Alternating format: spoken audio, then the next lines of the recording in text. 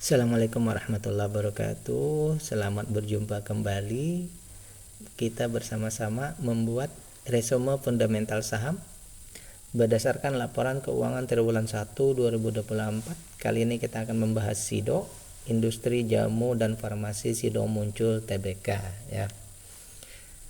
Analisa ini adalah analisa bahan pemikiran tambahan, bukan perintah untuk melakukan aksi beli atau jual. Karena setiap investor itu punya pemikiran, cara dan sistem masing-masing ya. Oleh karena itu ini adalah bahan edukasi dan bahan pertimbangan atau pembanding ya.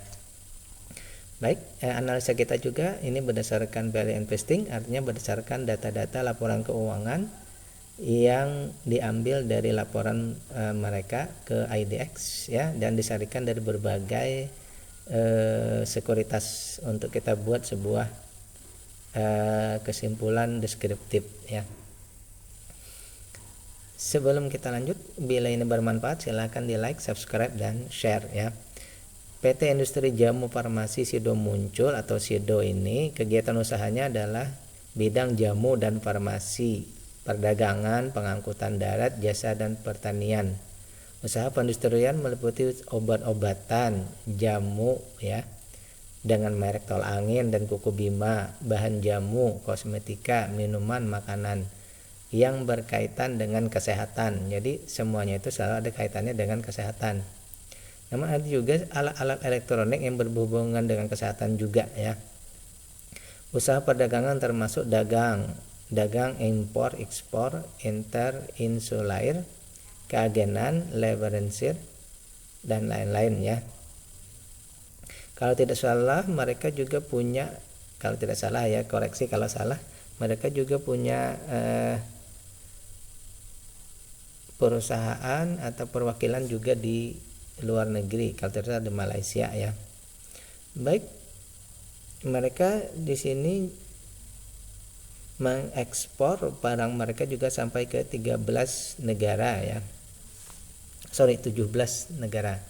Baik, ya, kita lanjut ke materi laporannya ya. Sekali lagi, bila dirasa bermanfaat silahkan di like, subscribe dan share pembahasan kita ini ya. Terima kasih. Yang pertama ya, dari segi nilai perusahaan ya, harga sekarang ini sudah jauh di atas dari nilai perusahaannya.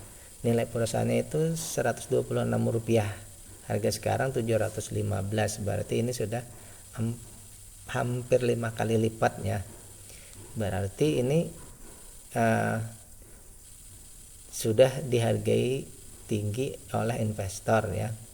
Untuk bisa menyeimbangkannya tentu saja perusahaan harus menggenjot usaha mereka sangat keras ya untuk sampai ke 715. Atau pilihan kedua adalah harganya diturunkan lagi ya, itu aja. Jadi kemungkinannya perusahaan harus menggenjot tinggi, dan itu termasuk ya dari segi 4 kali atau 5 kali lipatnya mengejar dari nilai perusahaan yang ada, itu agak termasuk beratnya. Dan pilihan kedua adalah yaitu tadi harganya yang turun ya. Yang pertama. Yang kedua, dari segi valuasi perusahaan ini sudah dihargai 1,02, berarti sudah 104% lebih tinggi daripada nilai daripada keuntungannya ya. Maksimal beli ini 350, sekarang sudah 715 ya. Kesimpulannya mungkin begini, bahwa perusahaan ini sudah diinvestasi oleh para investor sejak lama ya, sehingga perusahaannya harganya sudah di atas. Mungkin untuk kita yang sekarang ini agak terlambat kalau kita belum masuk, mungkin begitu saja pemikirannya ya. Yang kedua, kita ngecek lagi dari segi dividen ya.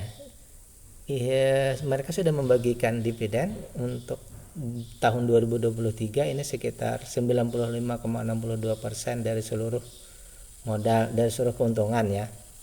Ini sudah sangat besar sekali ya, hampir 100. mungkin kita mengambil hipotesa bahwa perusahaan ini sudah mature ya, sudah sulit untuk berkembang lagi ya.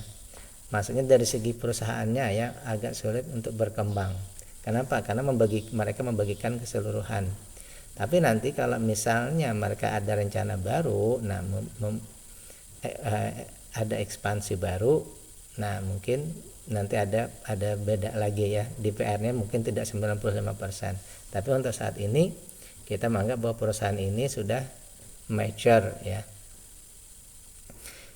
Dari 95% itu pun ternyata dari keuntungannya kita hanya mendapatkan 4,68%. Berarti ini kesimpulannya bahwa keuntungannya agak kecil ya. Kenapa? DPR yang besar pun mereka belum sampai 5% ya. Oleh karena itu sekarang kita bandingkan lagi dua ya. Yang pertama dividen yield-nya 4,6%. Kalau kita bandingkan dengan harga sekarang yang ibarat bis ini sudah melaju kencang ya, sangat kencang. Kalau nanti ada turbulensi nggak ada. Kalau harganya istilahnya bisnya melamban menuju wajar atau menuju murah, tentu saja ada penurunan harga. Nah, kita perlu melihat apakah penurunan harga itu mampu mengcover dividennya ini mampu mengcover penurunan tersebut. Ya. Kalau menurut saya ini agak riskan juga ya, karena mungkin ini kalau terjadi penurunannya, bahkan sekarang pun sudah terjadi penurunan sebenarnya ya.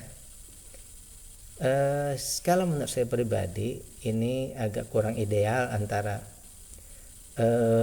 valuasinya yang mahal dan dividennya yang masih menurut saya agak kecil ya. Dari sisi yang lainnya aman-aman saja ya, jumlah retail dan maksudnya retail yang bisa trading ini hanya 22%, walaupun ini jumlah saham yang beredar di KSEI itu hampir semuanya ya,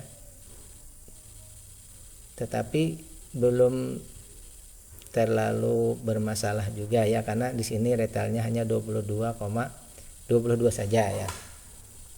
Baik, dari semua data yang kita dapatkan, ini kalau menurut saya pribadi perusahaan ini sebenarnya sudah mature, sudah berada ya di atas lah istilahnya, sudah banyak investasi dari dulu. Mungkin kalau kita membeli waktu di awal, waktu di bawah, mungkin beberapa puluh tahun yang lalu, mungkin kita sudah tetap saja di hold, tidak masalah. Tetapi untuk saat ini kita yang baru mau masuk, ini mungkin kita perlu memperhatikan lebih dalam dulu, menunggu keadaan membaik ya. Kapan keadaan membaiknya? Untuk analisa fundamental kita value investing, tentu saja kita menunggu keadaannya yang sangat betul-betul membaik. Bisa sekarang, bisa 5 tahun, bisa 10 tahun ke depan ya, bisa saja ya. Tetapi kan ada 900 saham ya, kita bisa saja menunggu, mencari yang lain dulu ya.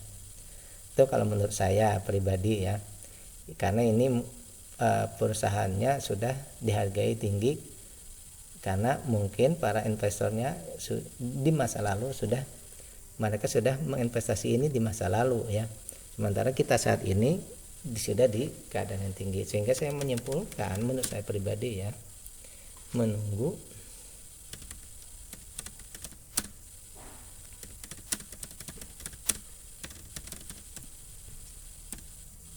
bukan dividen ya, DPR ini ya, DPR yang membaik. Itu simpulan saya mungkin ya, kita menunggu valuasinya dan DPR-nya membaik kan, karena ini sudah dihargai tinggi oleh investor. Oke, demikian pembahasan kita. Assalamualaikum warahmatullahi wabarakatuh.